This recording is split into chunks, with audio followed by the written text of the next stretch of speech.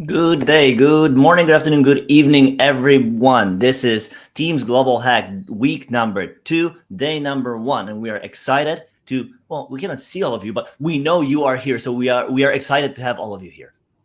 So say hi to us in the comment. We are live. Tell us where you're joining from. We are excited to hear your questions.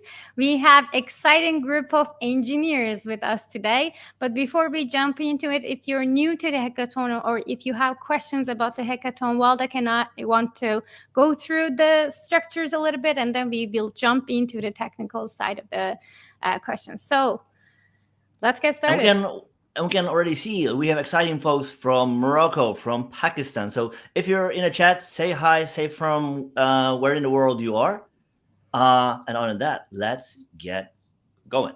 All right, so today we have exciting group of folks for you to answer any and all questions you will have. But first things first, we might have still a few new folks in the chat, so let's have a quick run up about what is it that we are here about to do, and what is the goal of this. So let's have a quick look at the hackathon.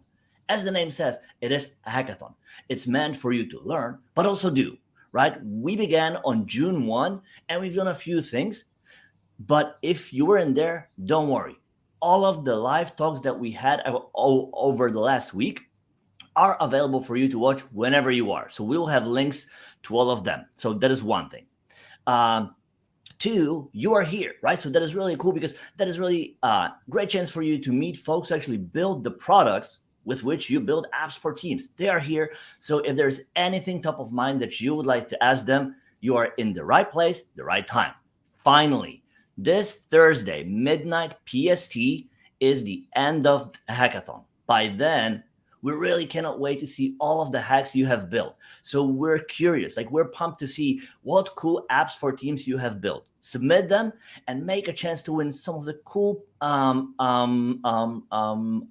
prizes that we've got, because we have some cool stuff to give away, and we cannot wait to give those things away to you, right? So that thing. Um, what are the different steps that folks need to go through in order to take part in the hackathon, Aisha? Okay, so 3 steps to keep in mind from Waldeck's summary. First, you have to register to be eligible for all of the prizes we're providing, including the digital badge. Even though getting the digital badge is the easiest step, if you just submit a project, you will get your digital badge right away if your project is a Teams app. But first, you have to register. So don't forget this step, it is the most important step.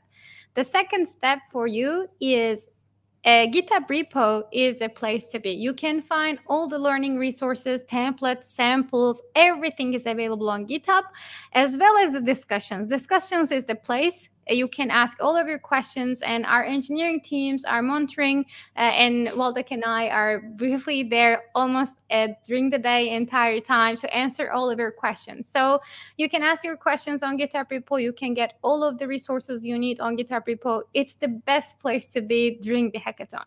And finally, since we are reaching end of the hackathon, the third step for us is submitting your project. No project is a small project. Don't think that your project is not good enough. And Waldeck has a great brief paragraph about this in the GitHub discussions. Even though your project is a getting started style of project, or you integrated with all of the Teams AI library, the new SDKs like LiveShare, all of the projects are welcome. So submit your project. You will earn your digital badge right away. You have all the instructions available on GitHub repository, but we also have a direct link for you. You can go to academy.ms/htt/submit to submit your project there. And we are looking forward to see what you will build at the end of the hackathon. Submissions are open right now, and it will end on June 15th, Thursday, PST midnight, as Waldeck mentioned. You can submit right now if you're ready, or if you still need time, you can wait until the end, and that's what we usually get at the end is always the busiest time to receive the projects. Okay, and the most exciting part of the hackathon, the prizes. The prizes, because that is exactly why we are all here, right? So we already Yes. said everyone who builds an app, submits an app, and who goes through these 3 steps will get a digital badge, basically showing off to everybody you've been here, you've built a meaningful app for team, and you earned a thing. And that is really cool because you are already a winner. So everybody who takes part and builds an app is a winner already. But that is just really the basics. On top of that, we have exciting things to give away too. We will have $300 digital gift cards if you build the best AI powered app or the best productivity app. On top of that, we partner with the European Collaboration Summit, who will kindly give away to the whole team that they will pick, and they have the free choice to pick any team from everybody who builds an app. Everybody on the team, up to 4 folks, will get a C64 retro computer. How cool is that? On top of that, the grand prize winner, everybody on the team will get an Xbox. Again, up to 4 folks everybody will get their own Xbox to play games and do some cool stuff. So again, this is really, really cool. The only thing you need to do is to build a cool app, submit it, show everybody what you've built, and who knows, you might be the winner. Why not? And without further ado, bring us your firing questions, your pressing questions. It's time to ask all of your questions to the engineering folks. Now, let us welcome all the product teams we invited from Microsoft. Luca and David, counting in. Everyone is here. Welcome. Hey, folks. Hello. Hi, Hello, everyone. everybody. So, Hi. before we jump into the pressing questions, should we have a quick introduction in the room? Let's do it. Definitely. Okay. Let's Wow. start with Luca. I got the first one. Okay, Yes. Thank you very much. Hey, everybody, my name is Luca. I guess you understand I'm Italian. I've been in Microsoft for a little bit, 23 years. Started in the field as an MCS, technical account manager, talking to customers and helping them building solutions on top of Microsoft technologies. And now I am in the engineering team as a PM architect, and I am the owner of the SharePoint framework in Microsoft 365. Hello. So as you may notice on my side, I'm French. So it's difficult to hide your accent when you're Italian or French. I'm based in France. I'm based in Paris. I'm working on the Teams Toolkit, which is a VS and VS Code extension to help you building apps for Teams. And more than that now, also Outlook. And in the future to build Copilot stuff. I've been writing a 3D engine. You see that I am a huge fan of gaming and 3D. So I've been writing a 3D engine named Babylon.js that is today used in Office, SharePoint, Bing. And I love web development. I've been doing web development for a long time. Quantum computing, even if I don't think we're going to talk about quantum today. And I've been working for Microsoft for 23 years. I started as a support engineer at Microsoft. So I'm an old Microsoftie like you, Luca. Nice. We are becoming rare, my friend. Hi everyone, I am Ankit. I have been with Microsoft for around 5 years. I've worked on different products. Currently, I'm working as a product manager on the Teams bots and AI SDK area, and I'm very much interested in what's happening in the whole chatbot, LLM, and the AI space. Yeah, that's all. Hi, I'm Steve Eichmann, and I've also been at Microsoft for 20 years, so I'm part of that club. I'm a architect on the Teams platform, and I designed the Teams AI library. Based in Redmond, I'm really active on the OpenAI forum, so if you have any prompts, issues, or just want to talk about bots and GPT and agents, I'm really active. Seek me out over there. Cool. Hi, everyone. I'm Gavin. I'm a software engineer in the developer experiences team for Microsoft Graph. My team broadly covers everything from our SDKs through to what I work on, which is the Microsoft Graph Toolkit, which I guess is an SDK of sorts, gives you data binding against Graph and abstracts away a bunch of that complexity. Unlike most of the other folks on this call, I'm pretty new to Microsoft. I've been here less than a year now. I was an MVP and used to work on building all the tier 1 websites as a vendor for Microsoft. So Build, Ignite, Inspire. That was my team before I joined Microsoft. I love Graph, web development, and community. I was just in Europe to present at ECS with Waldeck a couple of weeks ago, which was a great time. I'm based in Redmond as well, but I'm a Kiwi. I'm from New Zealand originally. So we've got covering all the corners of the globe here today. Feel free Absolutely. to ping me on GitHub or Twitter. Those are my best channels to get hold of me. Awesome. Yeah, we could ask for a more diverse group, even though we didn't intend to. This is awesome. We're covering across the globe, actually. That's cool. So we already started receiving pressing questions in the chat. I want to start with the very first one. It's about AI. So we received one question. How can I create a Teams AI bot that's integrated with my tenants, Microsoft Graph? Probably it's asking my tenants, M365 data. I have access to Azure OpenAI and OpenAI. I think that's the question both to Gavin and Steve as well as Ankit. So we're covering half of the room. I can start about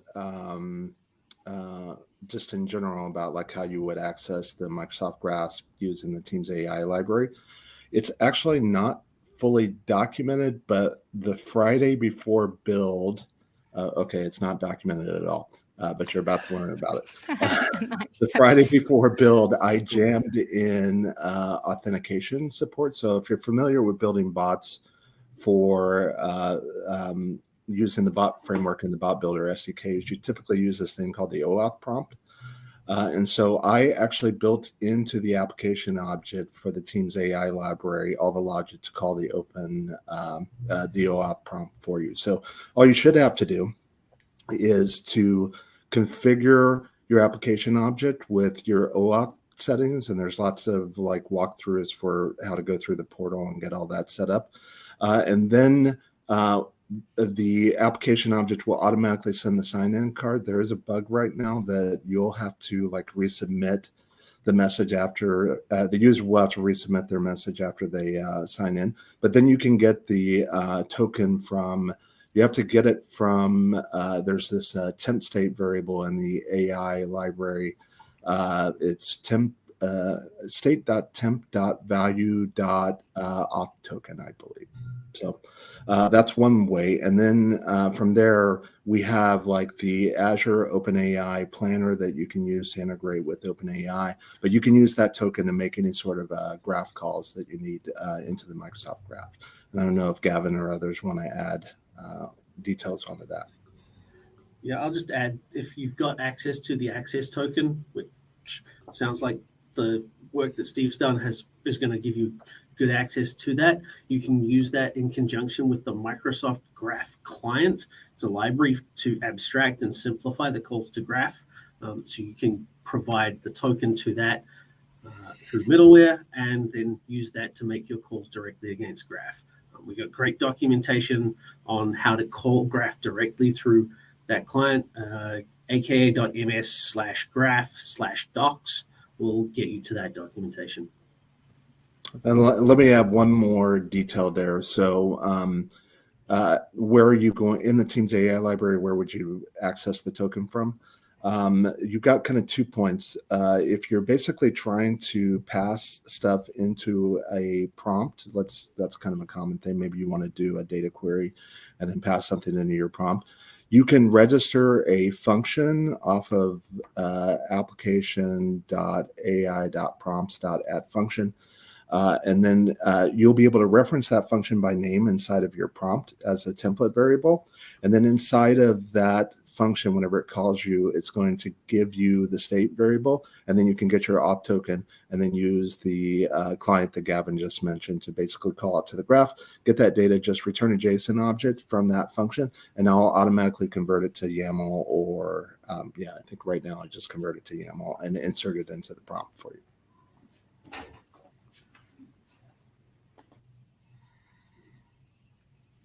Excellent. Do we have another one, Aisha? Yes, we do. We start receiving a lot of questions. So we have one question. I'm not sure if that's a question, but I want to raise that Raja was working on developing app that incorporates Azure HealthBot and AI library to enhance the health and safety in a new tab app. I don't know if you have any comments about it, but seems like it's an interesting area to see because I haven't seen any examples related to the health bot. Okay, I am going through. Oh, one question about Teams Toolkit. You're lucky, David.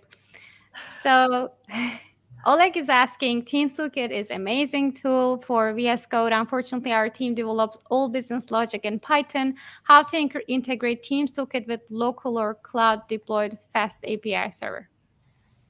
I think I will stick to the fact it's an amazing tool. This is a great question. So the Teams Toolkit has been made to mainly start from scratch at the beginning for .NET developer if you are in Visual Studio, and JavaScript or TypeScript developer if you are in VS Code. But a Teams app is could be a tab app, could be a bot, message extension, which means that, as far as I understood, you have your business logic for your backend written in Python, which means that you need to expose it, as a REST API or whatever, and then you will be able to call it from the toolkit. Then, if you like to have a full experience, because I think this is your question, having everything in the same IDE in VS Code, using the Teams Toolkit V5, we opened, the magic box. In the past, it was a black box and people complained. So now it's more transparent. So the way we are doing is now you have a YAML file that will help you to manage, some of the tasks and, to deploy stuff, or maybe you will be able to insert Python stuff there. Or you have also tasks, in VS Code that maybe could start your Python local business logic and then wrap that to the Teams app using the Teams Toolkit. So far, I haven't seen people, as far as I know, doing it. I know it's possible, which means that if you try it, maybe you will have some issues. So that's why our team is available. You can ping me on Twitter. You see, my alias is DAVROUS. If you don't manage to do it, or you can also contact the Teams Toolkit teams using an email, which is ttkfeedback@microsoft.com. You can send an email and it will end in the mailbox of the PM and the developers. But to summarize, it's up to you to take your existing business logic and inject that into the toolkit. So far, we don't have a full end-to-end Python, developer experience. Can I add one thing onto that may help with that? So there is a bot framework SDK for Python. We're not certain how long it may live for moving forward. We'll see. But there's also a second option, which is this thing called the Bot Framework Connector. There's a Python version of that. And I would recommend actually just starting with the Python version of the Bot Framework SDK, because that'll at least get you connected up to there may even be a Teams integration in that. I haven't looked at it in a while, but that's where I would start, because that'll get you connected up to Teams. Thanks, Steve. Yep.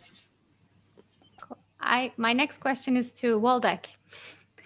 Waldek, Bruce is asking if we should wait for the last moment to submit our app, or can we submit now and still update repo video details on the issue? I would say submit as quickly as you can, because you never know. Life happens, things might change, your computer might break, and the last thing you want to do is to lose your app, right? So submit already now. You can work on the repo again until midnight PST Thursday, because then we will make a fork off of the repo. So basically, we will look at the fork and not the original one, so that we have let's say, a locked state, and it's fair for everybody, and then we can ensure that nobody has changed anything after the and a time will pass. So again, I'd recommend like submit whenever you can. If you have something that you can already show, submit it already, and then you can work on it until the deadline on Thursday, when we will create a fork, and there will be kind of the snapshot that we will take, and then that will make it fair for everybody.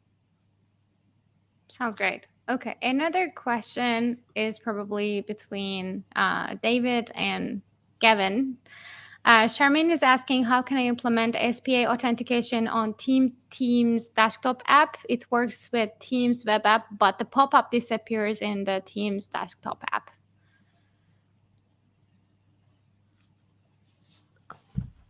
We need to be sure what we name the Teams desktop app. I mean, the Electron app, I guess, the Win32 app, probably. I'm not aware. I don't know about you, Gavin, but about issues, similar issues. Normally, it should work either way. So I know we had bugs on mobile for authentication, but not on desktop. So Yeah, to the best of my knowledge, if the application has been built using Teams Toolkit and the auth provider that is wired up there, it just works in both the web app and the embedded Electron app. It might be a case that this person is trying to do handle their authentication manually and trying to do too much. In that case, I would say do less and use the toolkit.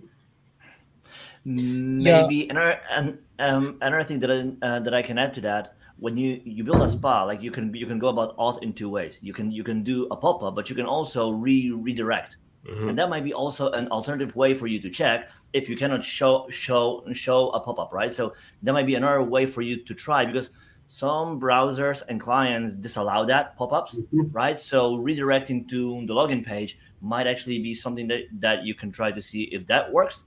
Was there anybody else who had a comment? No, I was wondering if you're talking about authenticating the app or authenticating the API calls.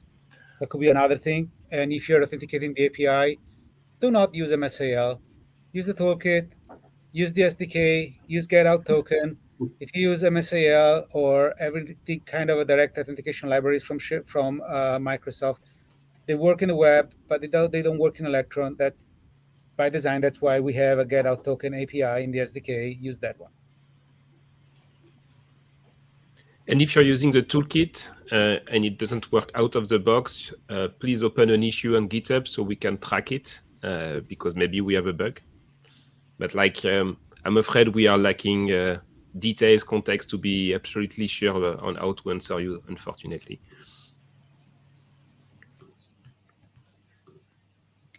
Okay, so thanks for all the answers and chiming in. We lost Ankit on the way, but we have another question, I think, to Steve. Greg is asking, can we use Teams AI framework, assuming it's Teams AI library, and LiveShare SDK when the bot is being run from the web chat experience from bot framework? We would like to chat with a user that is on our web page, not on Teams. Well, fortunately, I was the architect for both of those SDKs, so I can answer that question very diligently. The Teams AI SDK, yes, you can actually use that with any of the standard. The Teams AI library can be used with any of the standard bot framework channels. We call it the Teams thing because it's really focused on Teams. But you can use it with your web chat control. LiveShare, LiveShare currently only runs inside of the Teams client. You can use the web version of Teams and it will run in there, but it has to be inside of a meeting currently. So we're looking at ways of maybe freeing the bounds on that. Now, with that said, LiveShare is based off of the Fluid framework. So any sort of investment you make on working with LiveShare, Fluid can run outside of Teams. So your core app would still work. You'll just have to do a little bit more work on your end to wire everything up. Hopefully that helps. Maybe also maybe you will correct me if I'm wrong, Steve, because you're the architect of both sides. So. And it's like if you like to call from a regular web page outside of Teams, maybe you can use Azure Communication Services that we announced at Build.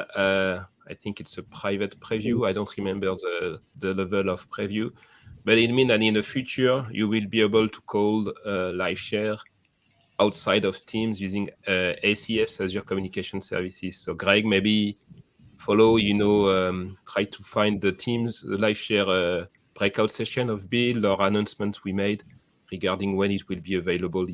And I would be curious about your scenario, by the way, like you would like to do exactly. Yeah, exactly. Let us Yeah, know. well, LiveShare itself doesn't actually deal with the audio or video channel, so you would need to do that anyway outside. LiveShare is just a data sync, and it's built entirely on top of Fluid Framework. You could actually, if you really wanted to dig in, you could look for this thing called the LiveShare host. You could implement a new version of the LiveShare host. And then most of the live share pieces would work properly outside of Teams, but we haven't given you a turnkey version yet.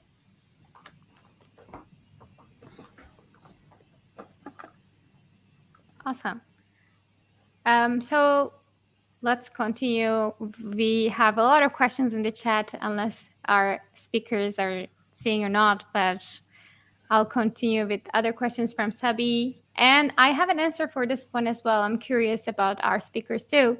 Question about OpenAI. I have integrated OpenAI, but want to integrate DALL-E. Is it possible to integrate with Teams SDK? I was just starting to tinker with DALL-E. So there's no built-in support for that yet, but theoretically, from inside of an action, like you could use your GPT to your standard text completion or chat completion model to trigger an action, and then inside of that action, you could easily call DALL-E and send that back. I'm going to try to look at doing some deeper integrations, but I'm just starting to tinker with it. And Steve, I think- Aisha, we know also that someone from your team built a sample using DALL-E. Gary did build a sample. Yes. Okay, great.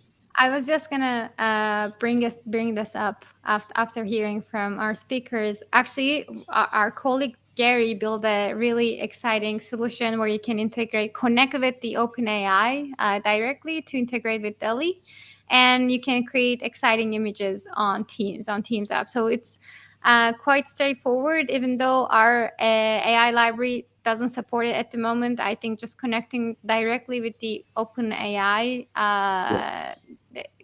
you can easily do that. And it sounds like I should go look at Gary's demo sample before I go any further with my own. I think there's also a follow-up question to you, Steve, since you mentioned the actions, and that's from another person, but seems like a follow-up. Can you share an example where action is referred as a variable in prompt at Steve? Yeah. So actually, it's interesting because, like, in the very early versions of the AI library, all I had was variable support, so everything had to be done through variables. But adding support for functions, calling those kind of trump that a little bit, because you can do most of what you need just by in a function. But the only difference is in your templates, you do brace, and then inside of the brace, you just do the name of the function. You can just put a dollar variable in front of that name, and that's how you reference a variable. All of the variables are essentially kind of mapped from our state object, which, if you're familiar with our state system, we have these different memory scopes. We have conversation memory scope, user memory scope, and then this temp memory scope. If you just do $foo, that actually gets converted into temp.foo. So that's going to just be a transient variable. And it's really useful if you're trying to kind of just hold some state temporarily to build up a prompt. But that's why I said, like, functions now kind of, you don't really need them so much anymore.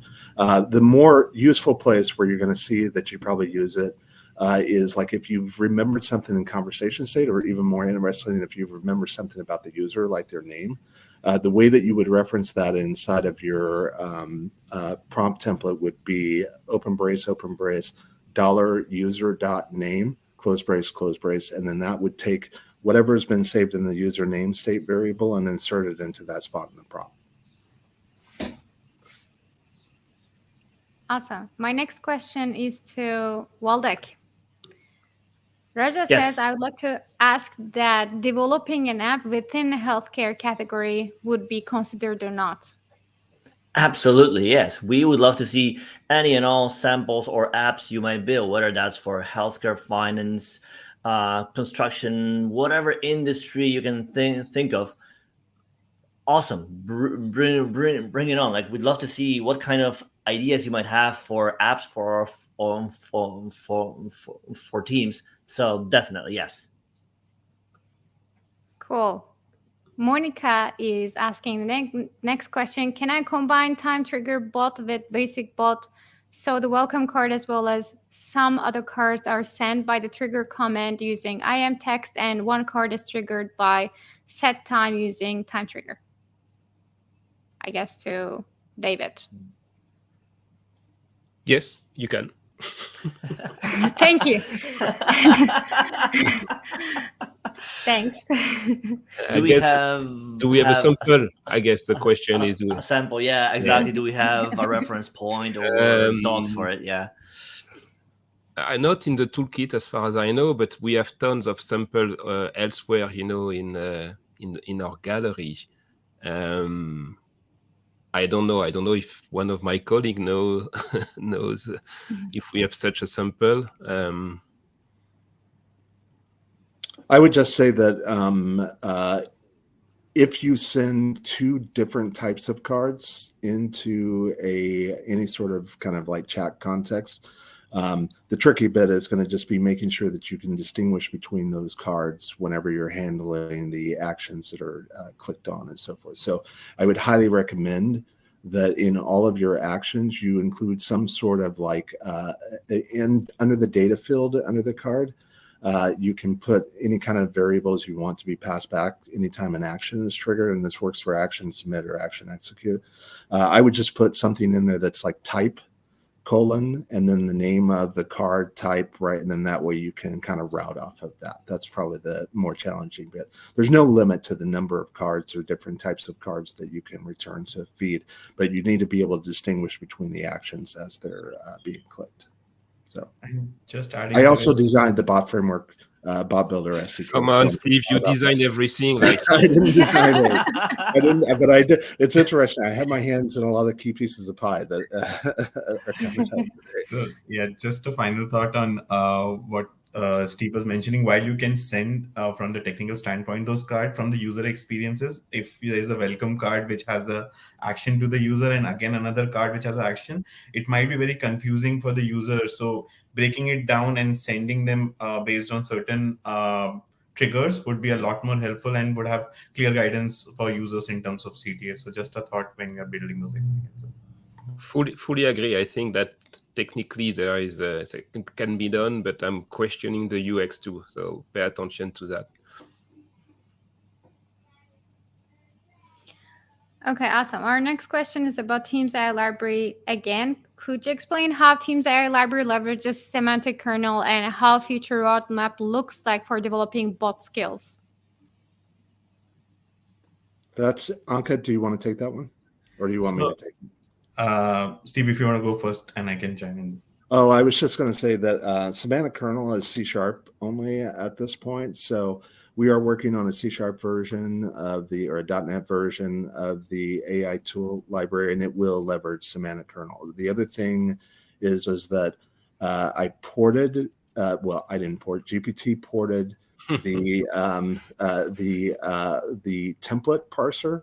So all of the templates are semantic kernel templates. That's why you have to do skprompt.txt. So you already have a leg up for if you want to switch over to the C# version. But Anka can pile in on there. So we don't have times for when it's coming, but it's coming. So right. So semantic kernel right now is a different investment in terms of when you're building.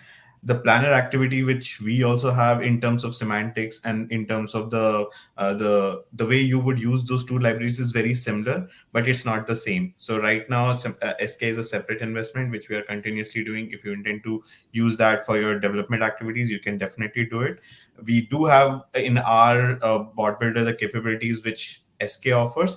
In terms of our roadmap, we are working on it. We'll try to make those things public, as Steve mentioned.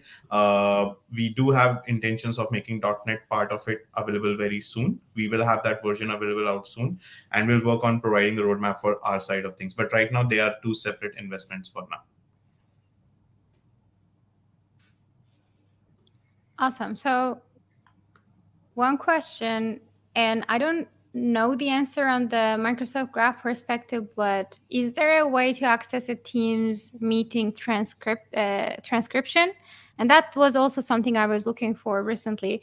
I'm trying to pass on that transcription text to an AI bot in Teams. Gavin, putting you on the spot here.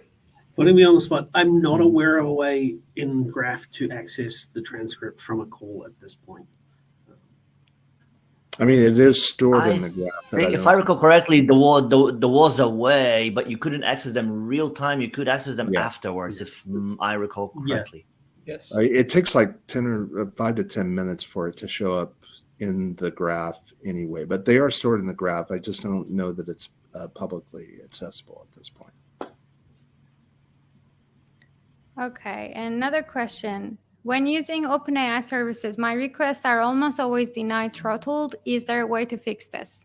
I have a fix coming soon. Well, not a fix. I have an improvement that will allow you to specify an exponential retry policy. Unfortunately, right now, I will tell you that don't even bother to look at your rate limits headers that are coming back, right? They're not going off of that. They're going off of load, and they are under serious load. And so you will get throttled. So I have a policy that I've got it working in preview. I could try to get it out in the next update that will at least let you kind of, it'll improve the situation. It's not going to be solved anytime soon. And I will say that everyone on the planet that uses OpenAI is complaining about this right now. It's all over the forums. I'm just going to go back to the transcript question. I went and did a quick little bit of research. It's available on beta at the moment. We have a transcript list. You can call that. It's through our beta endpoint, not our V1, so it's still in preview. Use with care.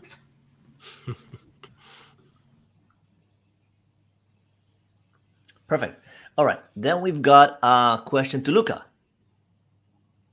The other day we learned about SPFX, and we saw some examples of apps. Like, what types of apps can you build with SPFX at large? So think about that SPFX as the way for you to build application for Microsoft 365 canvases, Teams, SharePoint, Office.com, and Outlook, and hosting those applications in Microsoft 365. For Teams, we can support personal app, we support messaging extensions, meeting apps, and basically you build we are integrated in the Teams toolkit, by the way. So basically you use the Teams toolkit in order to build a Teams application using SharePoint framework. You use a JavaScript-based approach. You package that solutions, and now that solutions are basically hosted in Microsoft 365, and they can suffice across multiple workloads. Teams Toolkit support only Teams applications so far. We are working with the Teams Toolkit team to expand the ability to use SharePoint framework to also build application for Office.com and Outlook. Cool. Then I've got one to Gavin. What's the least known productivity hack with the Microsoft Graph? The least known productivity hack with Microsoft Graph. Build on top of Microsoft Graph Toolkit. We'll simplify your auth story to 2 lines of code. Can you elaborate a bit more about what it is? Outside of the context of Teams Toolkit, if you're building an app to call to Graph and fetch data and visualize it. There's a lot of steps to take care of. You've got to handle your authentication before you can even start making calls to Graph. Then you've got to know which specific HTTP calls you're making, get that data back, process it, display it in a web application. We could provide you a login button that gives you a beautiful login control that says you logged in, logged out, show your user info, allow, with our next version v3, which is dropping in a couple of weeks, allow you to switch between multiple users in literally 2 lines of HTML code, or 3 lines, 4 lines if you're doing it in React. So we're doing a lot of work for you so that you can actually focus on the business value that your application's trying to deliver rather than the mechanics of signing someone in and getting data from Graph. Cool. Going back to David, what is your favorite feature in the Teams toolkit? You can pick only one. You can pick only one. Okay, two. So it's easy. I will call it the F5 experience, which is going to include a lot of different stuff. So to explain, everybody nods on a call. Everybody in the whole call nods like yes. And I'm going to explain why. Before I joined the team 1.5 years ago, so I was in the Windows org building web apps. And when I joined the team, so they say like, oh, you're going to work on the Teams toolkit to help people building apps for Teams. And it was so complex as a web developer to understand all the concepts you have to, to master, and registering bots in various places, authentication. And so the great point was, you started from scratch. When you learn, you press F5, and then you let the toolkit do the magic. In the past, it was a black box, which means that sometimes you had to cross the finger that the magic will work. And now you have access to the magic. So F5 is my favorite feature, and I really encourage people when they build samples to make them toolkit ready, because for people to to discover your sample, it's super easy. Like if you've done your homework correctly, you press F5 and it will deploy it in Teams for you. Cool. Yeah, that is. Like, again, we've seen already everybody on a call here, like in the big nods, everybody went through the hoops like, yes, like we can build for Teams, but with the F5, it just works. And you can spend all the time building your app and not like dealing with manifests and zips and uploading, sideloading and all of that. Like that, yes, we need that, but it's not the core thing of the job, right?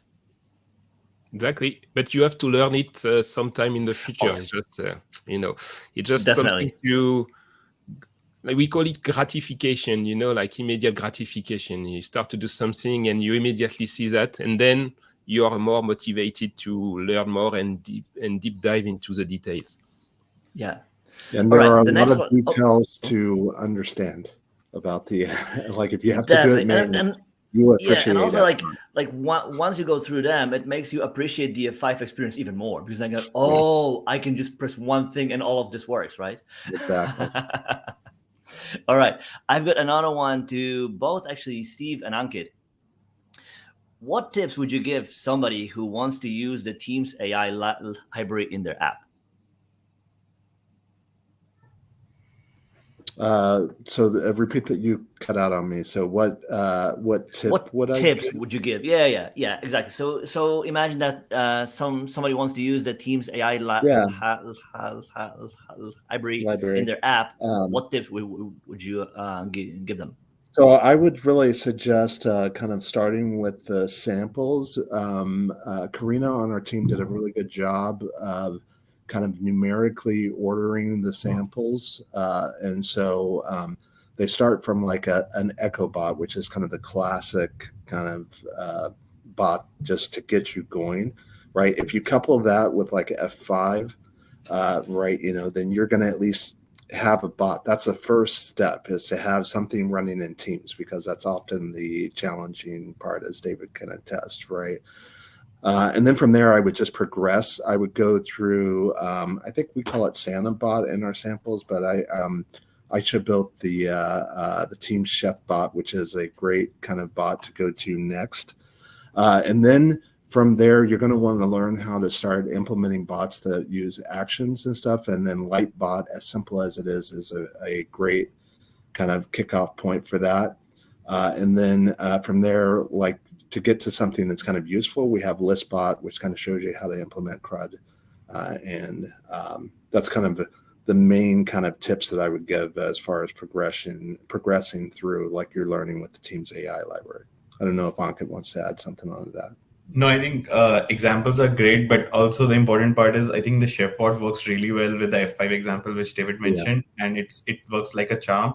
And your development, it's a lot more simplified if you start, seeing the magic of two of them working together. So that's a great starting point. Start using it. You'll start seeing the flow of how the LLMs are used. Start understanding those constructs.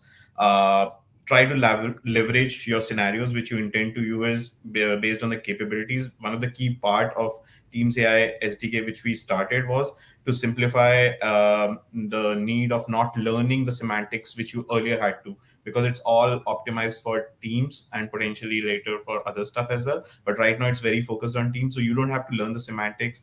A lot of this magic just comes out of the box. So probably like seeing the F5 example would be a great starting point. Start loading the other examples to it, and the rest. Yeah, so I guess one other tip that I would add for those that didn't see any of our presentations at Build a couple of weeks ago, whenever it comes to the LLM side of things, you really want to spend a lot of time in Playground. So start by developing your prompts over in either Azure OpenAI Playground, preferably, or over in OpenAI Playground. And then copy paste those over. You can add template variables to kind of templatize them.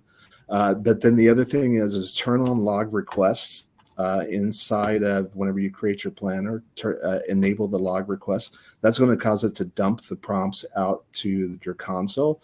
So if it's not working the way you want, then just copy that prompt out, take it back over to Playground and play with it to try to figure out why it's not. So Playground is going to be kind of the key debugging tool that you're going to use for building your LLM-based bots. And just one final thing before we end this, we have a very active community discussions which happens on the repo. So if you have anything which you would like to ask questions, and if you feel stuck with, and that's for anything, not specifically for this, but if you need with any help in any of those areas, please feel free to reach out over there, and we'll be happy to answer and help on those questions. Cool. Exactly. We have one question in the chat.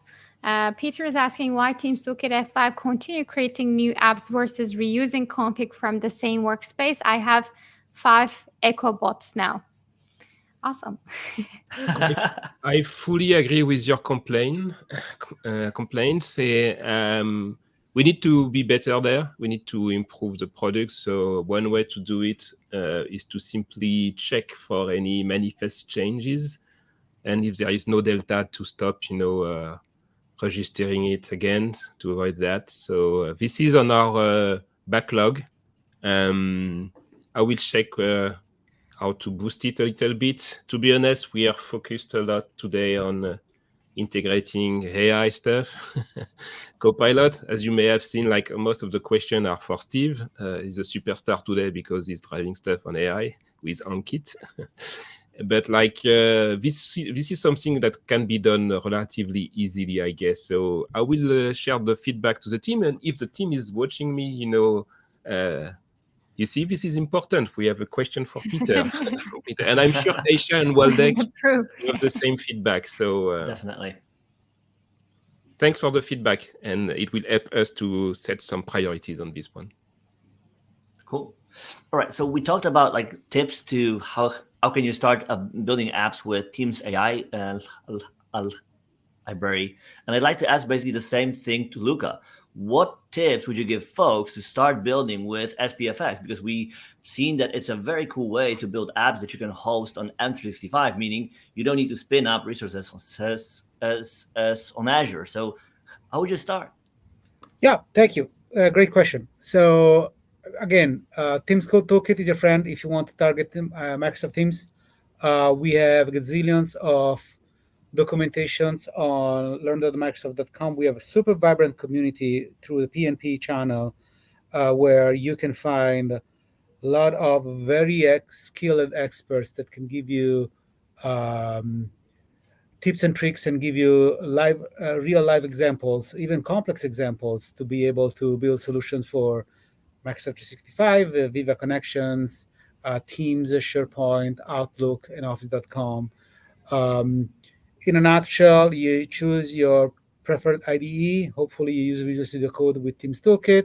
If you want to go outside of Teams application, you install Yeoman, you install Gulp, and you basically start building your solution using TypeScript.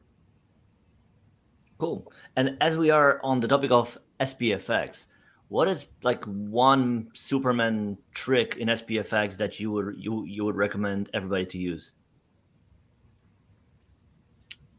I would say use as much as possible libraries that are provided either by the product group or by the community. I mean, PnP libraries are fantastic. They create a very good abstraction layer for you to be able to create very complex solutions, integrate with Microsoft Graph, integrate with all the other APIs and all the other ability to do authentications, app authentication very seamlessly and very effortless. The other thing I would say is leverage as graph as possible. Put your data in the graph and use graph to get data from your tenancy or get your custom data, use graph connectors, and being able to basically use a single endpoint in order to access a very large variety of data. You mentioned graph. So with that, question to Gavin. How would you start, right? Because graph is really big. There are so many endpoints. You can do so many things. Where would you start? How would you start? What are some of the things you would recommend to somebody who is new and who would like to tap into the data and insights that we store on M365? Oh my gosh, Graph is vast. It was big when I started using it years ago, and now it's just ballooned out of control. It is the one-stop shop for all of your organizational data in M365.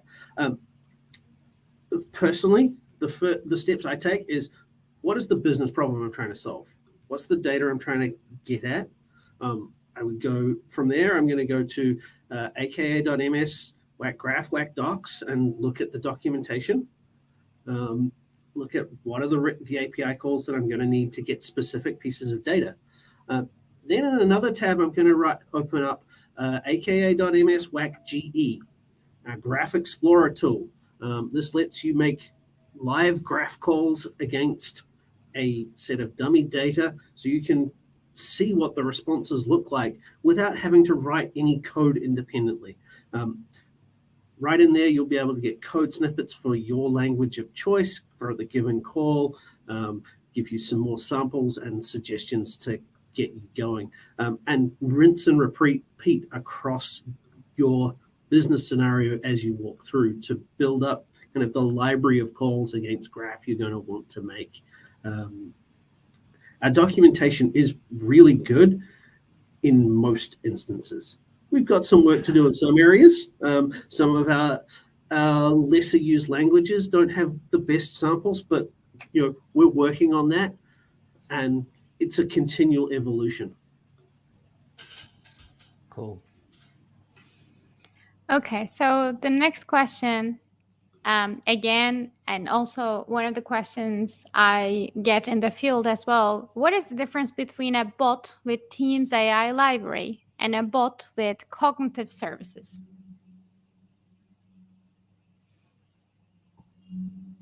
I'm assuming you're directing that at me. So cognitive services is still a very useful service, right? Basically, cognitive services is like, if you're familiar with Lewis, if you built bots in the past, right? Lewis was just a natural language processing platform. Cognitive services is kind of the evolution of that, to be based on, I wouldn't call them, it is based on LLMs, but lower cost LLMs, I would say. Cognitive services is still really useful for building bots because of the fact it's so fast and it's so inexpensive. These LLMs are like super expensive. And I would say that if all you need is like intent recognition and entity extraction, you should totally look at using cognitive services inside of your bot. It's not until you need reasoning and you need to make decisions over those intents and entities that you really need the power of an LLM to help you make those decisions. And so you can build both with all of our tools, right? So the dialogue system, the Bot Builder dialogue system, has lots of deep integration with cognitive services. If you're going to do the LLM stuff, you'll get more from the Teams AI library. It's interesting. There's a breakoff point right there. Right now, the Teams AI library doesn't have great integration with the dialogue system, but I'm going to try to work on that. But I would just say it depends on your task, right? So I would use cognitive services in a heartbeat if all I needed was an intent and entity extraction. Otherwise, if I need more complex kind of decision making, I'm going to go to an LLM. Hopefully that helped.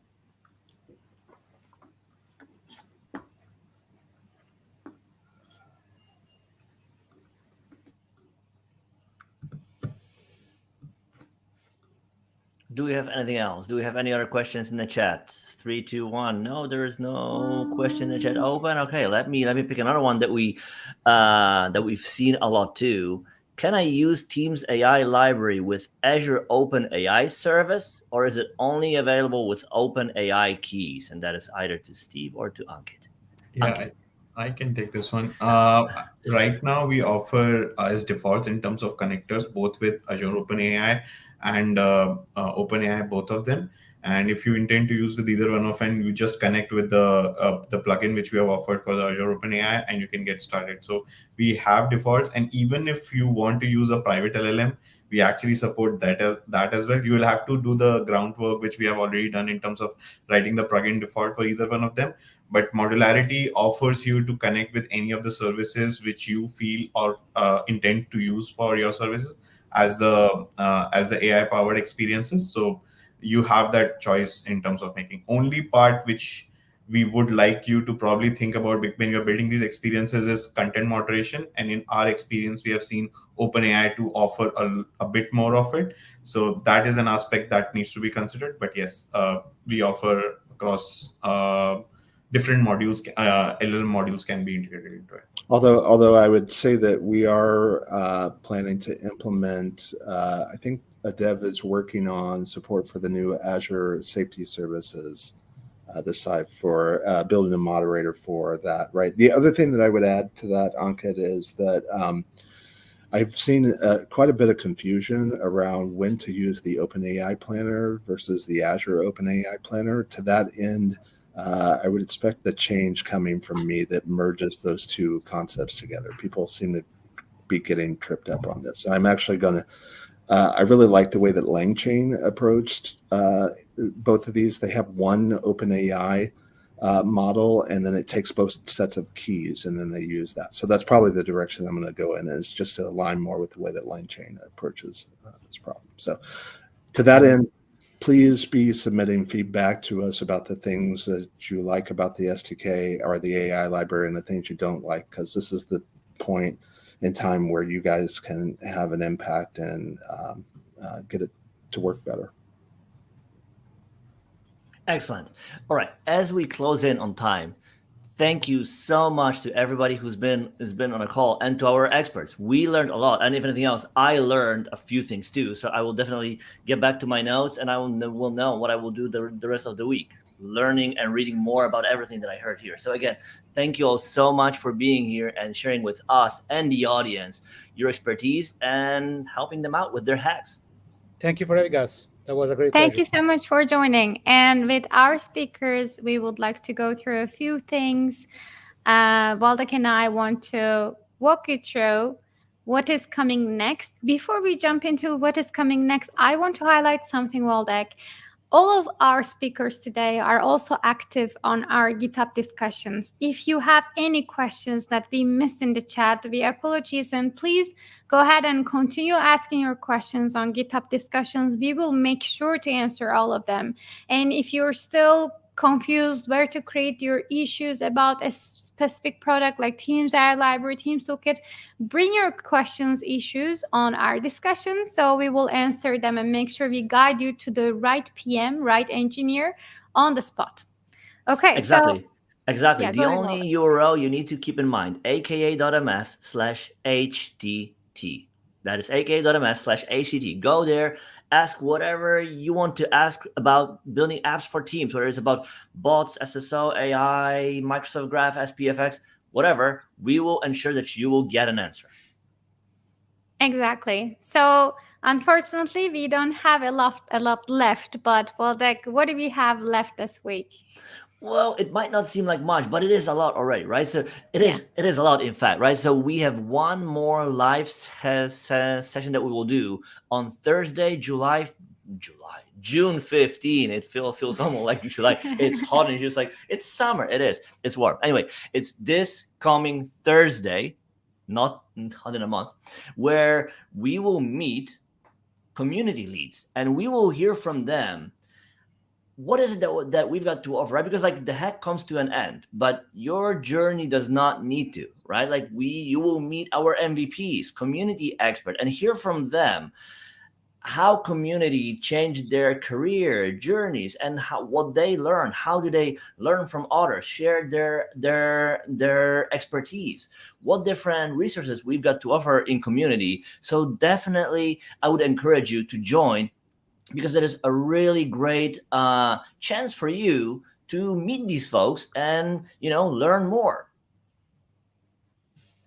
Awesome. So we will meet here right at the same time on Thursday, and looking forward to closing this hackathon out together. Don't forget to register and submit your project this week. And if you're stuck, you know where to reach out to us. Everything is on GitHub. Until then, see you on Thursday and hope to connect with you all offline. Thanks, Thank you, everyone. folks. Bye.